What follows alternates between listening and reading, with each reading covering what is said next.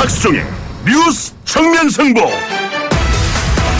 안녕하십니까, 곽수정입니다. 11월 27일 월요일 뉴스 정면승부 시작하겠습니다. 요즘 중국 소식 좀 들으십니까? 제가 오늘 오후에 들은 중국 이야기 하나 말씀드릴까 합니다. 중국이 지금 엄청나게 빠른 속도로 치고 나가는 형국이라고 합니다. 중국의 역동성을 잘 설명하는 하나의 사례를 말씀드릴까 합니다. 중국에서 만약에 하나의 기업이 새로운 제품을 만들어내면 청취자 여러분들께서도 짐작하듯이 수백 수천 개의 기업들이 이를 모방해서 달려들고 있다고 합니다. 이 가운데 살아남아야지만, 이 같은 치열한 경쟁에서 살아남아야지만 하나의 기업으로서 우뚝 설 수 있는 게 중국의 시장이라는 것이죠. 그런데 이런 새 제품의 개발은 모두 젊은 청년들이 앞장서고 있다는 겁니다. 중국 광저우의 화해 같은 전자단지를 한번 가보십시오. 미국 실리콘밸리요, 더 이상 견줄 바가 아니라고 합니다. 이제 2025년 이후에 미국을 앞지르겠다고 하는 중국의 꿈, 그때 우리에겐 이 중국의 꿈이 어쩌면 악몽이 되지 않겠습니까? 이 와중에 우리는 무엇을 하고 있는지, 미래의 안목을 가진 이가 이리도 없는지 한번 되새겨봐야 되겠습니다. 이제 한국 경제 얼마나 버틸 수 있을까요? 질문 다시 한번 던져드리겠습니다. 뉴스 정면승부 시작합니다.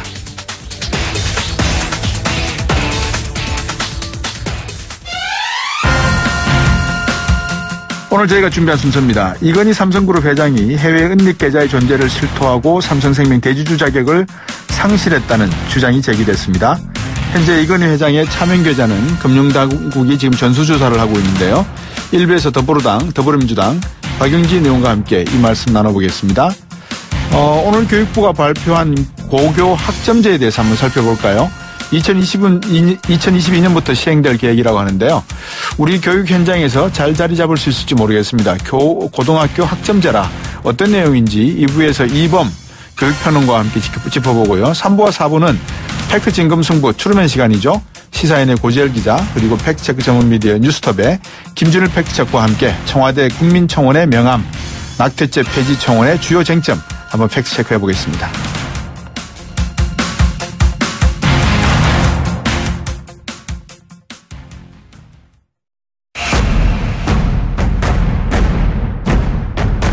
박수종의 뉴스 정면 승부. 네, 마무리가 된 국정감사에서 다시 수면 위로 떠오르고 있는 이슈가 오늘 여러분께서 들으셨는지 모르겠습니다만 이건희 이 삼성그룹 회장의 차명계좌 문제인 것 같습니다.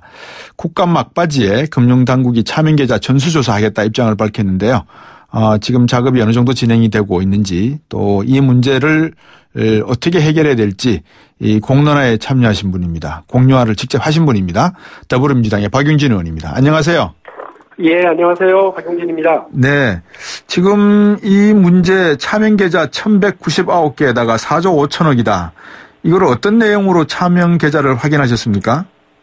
이거는 뭐 이미 2008년 이른바 삼성특검, 조준웅 특검에서요. 네. 그 수사 결과 나온 거예요. 예. 그래서 그 김용철 당시 변호사가 예. 10조 정도 규모의 비자금을 조성했다 이런 내용으로 고발을 했는데, 예. 이제 특검은 4조 5천억 원을 486명의 이름으로 1199개 차명계좌 숨겨놓고 있었다. 이거를 확인을 했던 거죠. 네. 그게 이제 금융위원회가 그때 유권 해석으로 이거 세금 안 내도 되는 돈으로 상속한 걸로 받았잖아요. 이제 전체적으로 말씀을 드리면, 예. 그때 상속세도 내고, 뭐, 증여세도 내고, 뭐, 이렇게 했습니다. 상속세가 증여세를 좀 냈고요. 그 다음에 양도세도 냈고, 뭐, 네. 일반적인 종합소득세도 냈어요. 네. 삼성은 다 냈다, 이렇게 얘기하는 건데, 네.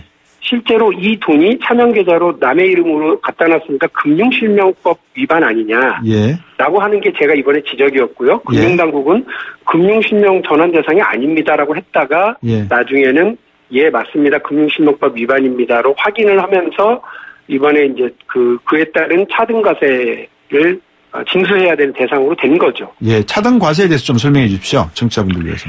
일반적으로 이자소득세나 배당소득세 같은 경우는요. 예. 전체 최고 소율이 한 38% 정도가 되는 걸로 알고 있습니다. 예. 그런데 이 차등과세는 문제가 있는 계좌, 문제가 있는 돈, 이런 부분에 대해서 혹은 문제가 있는 주식에 대해서 네.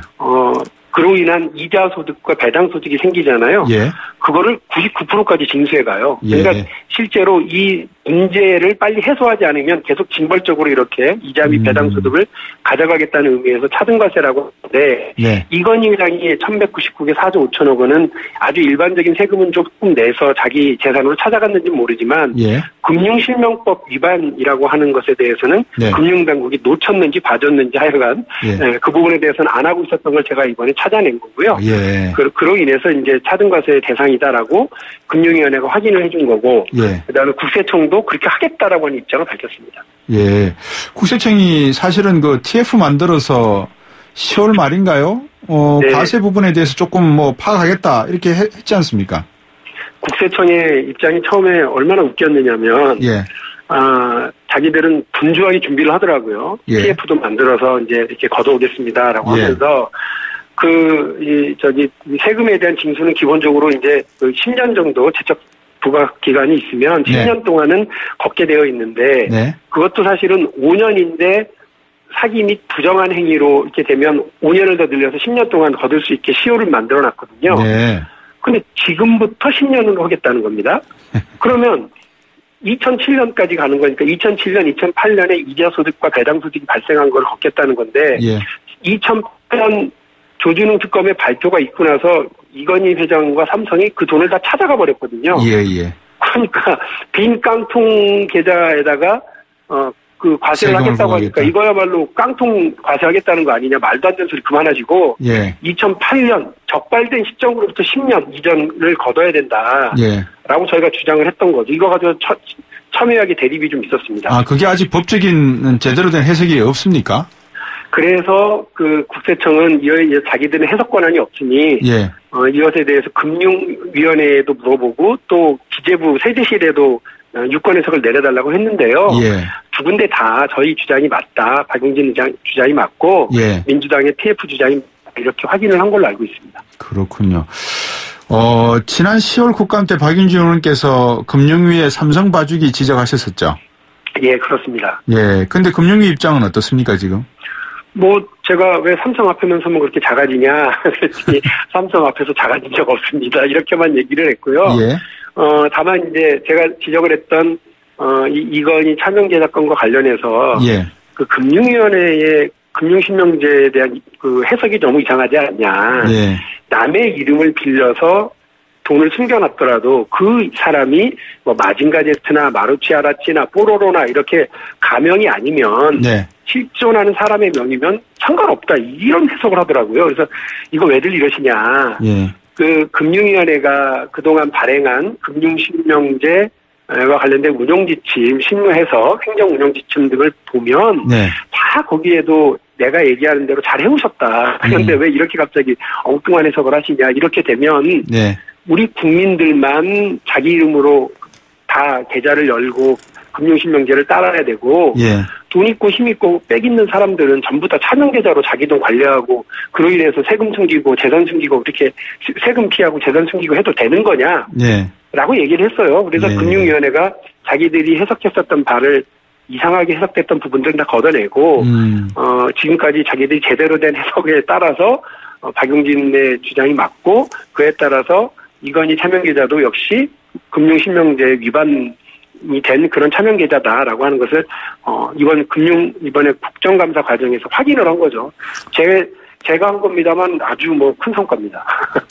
이거는 정말 대단한 성과죠. 왜냐 그러면 금융위원회와 국세청의 어떤 뭐라 그럴까요? 그동안에 행해져 왔던 관행이라 그럴까요? 아니면 대기업의 대관 업무에 순응해서 기업 프렌들리로 행해져 왔던 여러 가지 관행들을 일시에 다 제거한 거지 않습니까? 나름대로. 네, 제가 조금 제 자랑을 두 개를 더하면 예. 하나는 이 93년 김영삼 대통령의 긴급명령으로 차명계좌 실명제. 금융실명제가 예. 그동안 거꾸로 서 있었던 거예요. 근데 예. 이 거꾸로 서 있었던 걸 자기 발로 제대로 쓸 수 있도록 이번에 기준을 잡은 거라고 하는 점에서 예. 금융실명제 제대로 된 시행이 됐다라고 하는 것 하나고요. 또 하나는 네.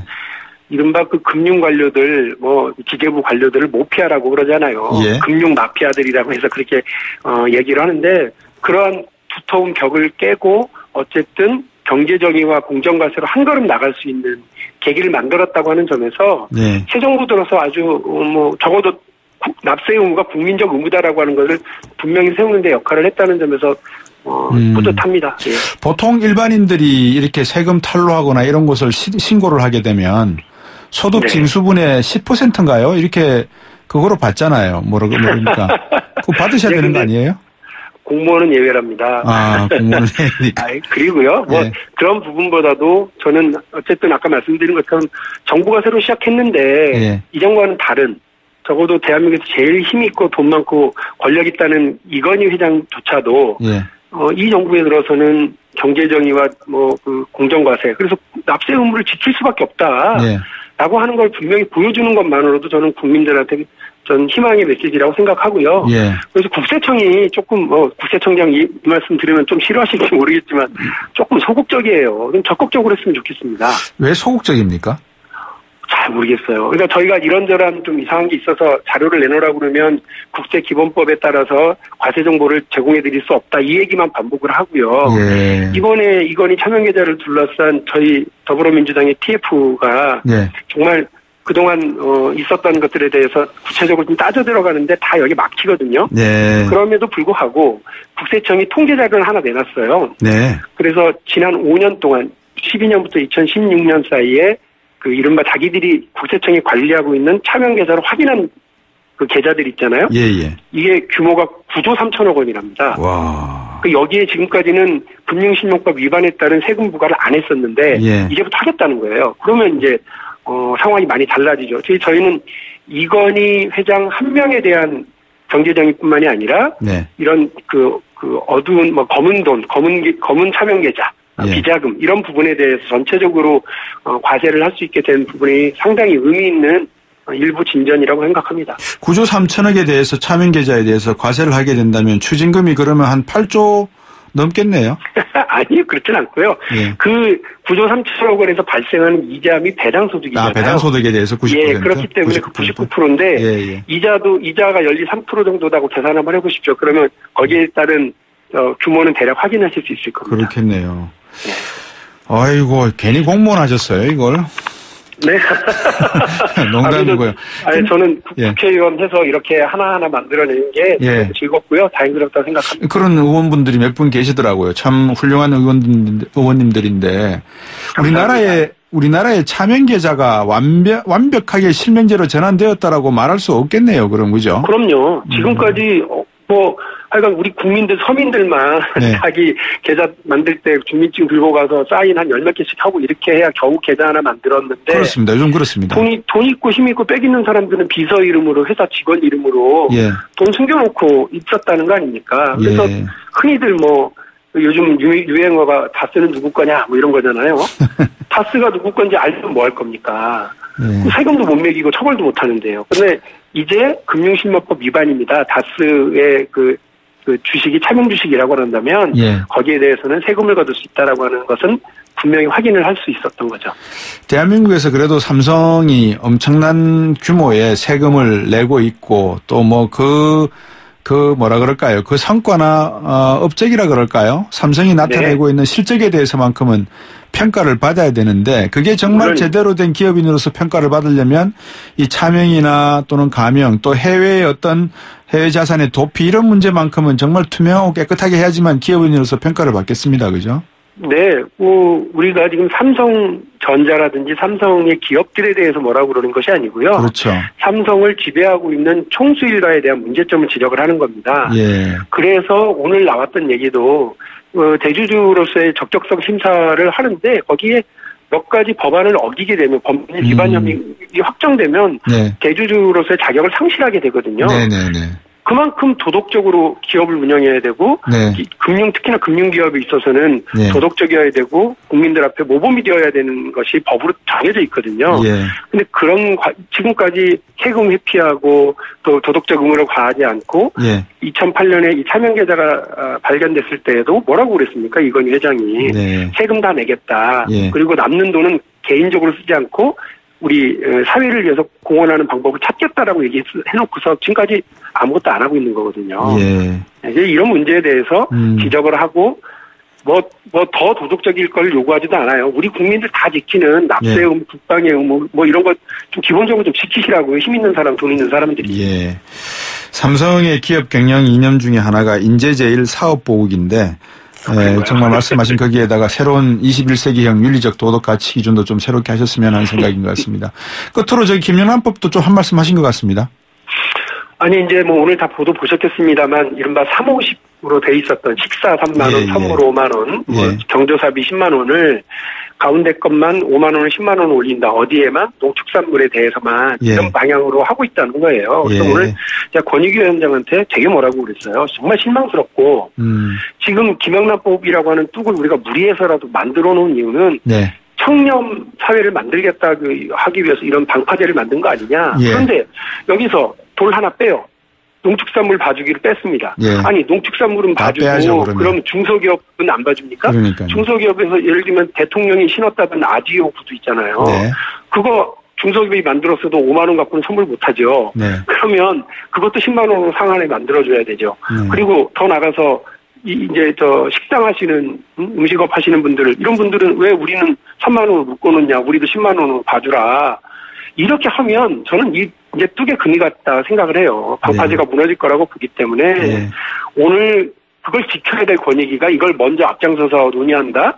정말 실망스럽다, 권익위 원장님. 이렇게 얘기를 했고 이건 막을 수 없겠다고 입장을 분명히 했어요.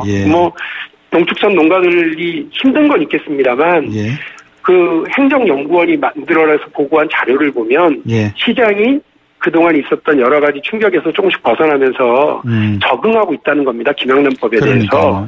그러면 조금 더 기다려야죠. 법이라고 하는 게 안정성이 있어야지 1년 만에 법을 다시 호떡 뒤집듯이 뒤집어버리면 어느 국민이 앞으로 만들어질 법을 지킬 겁니까? 1년 뒤에 또 뒤집어질지 모르는데. 저는 이번에 정말 그 권익위원회 이런 행동에 대해서 검토에 대해서 실망스럽습니다. 어쨌든 우리 국회에는 박용진 의원이 있어서 좀 뭐라 그럴까요? 든든하다 그럴까요? 늘 고생하시고 수고하셨습니다. 고맙습니다. 과분하십니다. 고맙습니다. 더불어민주당 박용진 의원이었습니다. 입으로 오겠습니다.